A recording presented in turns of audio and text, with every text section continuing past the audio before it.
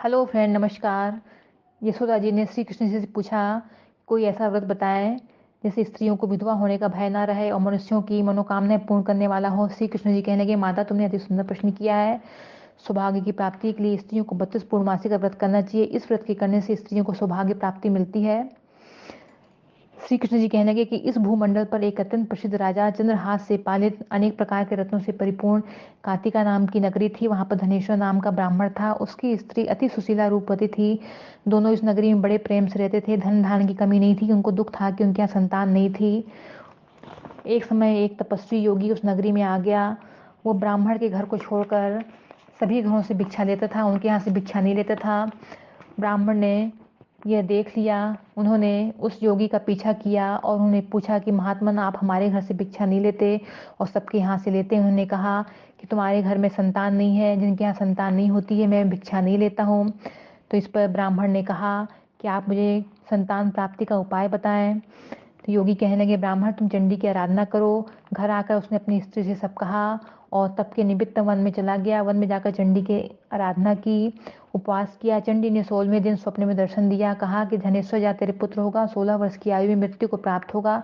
यदि तुम दोनों 32 पूर्णमासी का व्रत करो तो दीर्घायु हो जाएगा। जितनी तुम्हारी सामर्थ्य हो आटे के दिए बनाकर शिव जी का पूजन करना, परंतु पूर्णमासी को 32 हो जाना चाहिए। तुम प्रातः काल होने पर इस स्थान के समीप तुम्हें आम का पेड़ दिखाई देगा। उसका फल तोड़ के तुम शंकर जी का ध्यान करके अपनी पत्नी को खिला देना। इस प्रकार जब वो आम के वृक्ष के पास गया तो उसने फल तोड़ने का प्रयास किया, पर तोड़ नहीं पाया। तो उसने गणेश जी की आराधना करी और उससे उसने फल तोड़ लिया और वो फल लाके अपनी पत्नी को दिया। उस स्त्री ने अपने पति की कथन अनुसार उस फल को खा लिया। वो गर्भवती हो गई। देवी जी की असीम कृपा से अत्यंत सुंदर पुत्र उत्पन्न हुआ। नाम देवीदास रखा। माता पिता के हर्ष शोक के साथ वो बालक शुक्ल पक्ष की चंद्रमा की भांति पिता के घर में बढ़ने लगा और बहुत ही निपुण हो गया। वो विद्या पढ़ने में दुर्गा जी की आज्ञा के अनुसार उसकी माता ने 32 पूर्णमासी का व्रत रखना आरंभ कर दिया, जिससे उसका पुत्र बड़ी आयु वाला हो जाए। 16वां वर्ष लगते ही माता पिता को बड़ी चिंता हुई, कहीं उनके पुत्र की इस वर्ष मृत्यु न हो जाए। तो उन्होंने अपने पुत्र को काशी में विद्याधन के लिए भेज दिया उसके मामा के साथ। और दोनों पति पत्नी भगवती दुर्गा की आराधना करने लग गए और पूर्णमासी का व्रत करने लग गए। कुछ समय पश्चात दोनों मामा भांजा मार्ग में रात्रि बिताने के लिए किसी गांव में ठहरे थे। उस दिन उस गांव में एक ब्राह्मण की अत्यंत सुंदर सुशील विदुषी गुणवती कन्या का विवाह हो रहा था।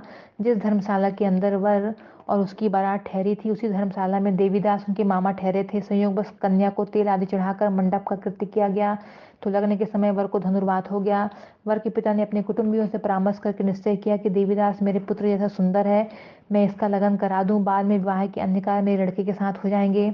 यह सोचकर देवीदास के मामा से जाकर बोला, तुम थोड़ी देर के लिए अपने भांजे को हमें दे दो, जिससे विवाह के लगने का ये सब कृत्य सुचारू रूप से हो सके। मामा कहने लगे, कुछ भी मधुपर्क आदि कन्यादान के समय वर को जो मिले वो सब हमें दे दिए जाए तो मेरा भांजा इस बारात का दूल्हा बन जाएगा।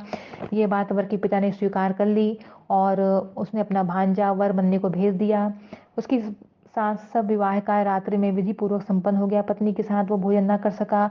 मन में सोचने लगा कि न जाने किसकी स्त्री होगी। वह एकांत में वह गर्म निश्वास छोड़ने लगा। उसकी आंखों में आंसू आ गए। वधु ने पूछा, क्या बात है, दुखी क्यों हो रहे हो?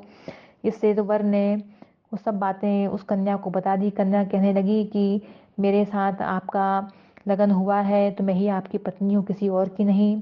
देवीदास ने कहा, ऐसा मत करिए, मेरी आयु बहुत थोड़ी है, मेरे पश्चात आपकी क्या गति होगी, इन बातों को अच्छी तरह विचार कर लो। वो दृढ़ विचार वाली थी। बोली, जो आपकी गति होगी मेरी गति होगी। स्वामी आप उठिए, भोजन करिए।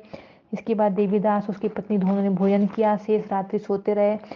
प्रातःकाल 4 बजे देवीदास ने अपनी पत्नी को 3 नगों से जड़ी अंगूठी दी, रुमाल दिया। बोले, प्रिय इसे लो, संकेत समझकर स्थिर चित्त हो जाओ।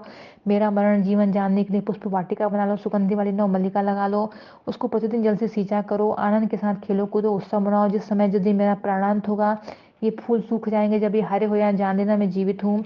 ये बात निश्चय करके समझ लेना, कोई संशय नहीं। ये वो समझा कर चला गया। प्रातःकाल होते ही वहां पे बाजे गाजे बजने लगे। जिस समय विवाह के कार्य संपन्न करने के लिए वह सब बाराती मंडप में आए। कन्या ने वर को भली प्रकार से देखकर पिता से कहा, ये मेरा पति नहीं है, मेरा पति वही है जिसके साथ रात्रि में मेरा पाणी ग्रहण हुआ था, इसके साथ मेरा विवाह नहीं हुआ है। यदि वही है तो बताए मैंने इसको क्या दिया।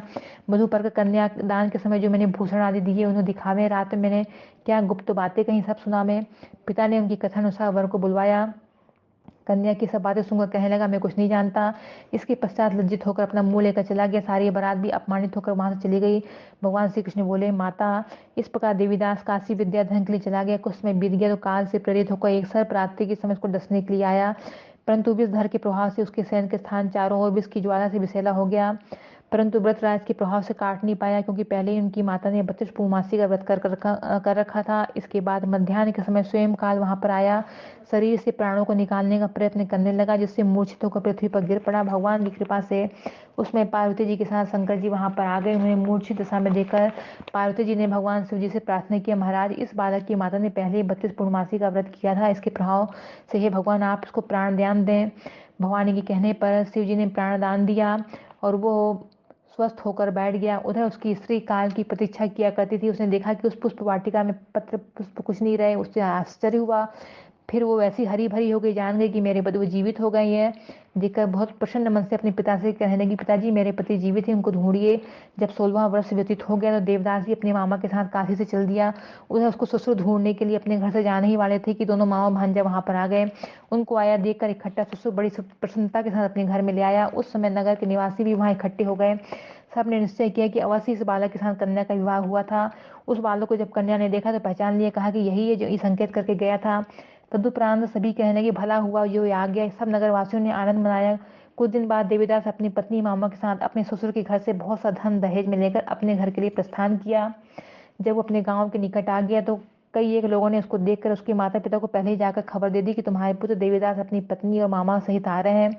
ऐसा समाचार सुनकर पहले तो उन्हें विश्वास नहीं हुआ, किंतु जब वो लोगों ने भी आकर उनकी बात का समर्थन किया तो उनको बड़ा आश्चर्य हुआ। लेकिन थोड़ी देर में देवीदास ने आकर अपने माता पिता के चरणों में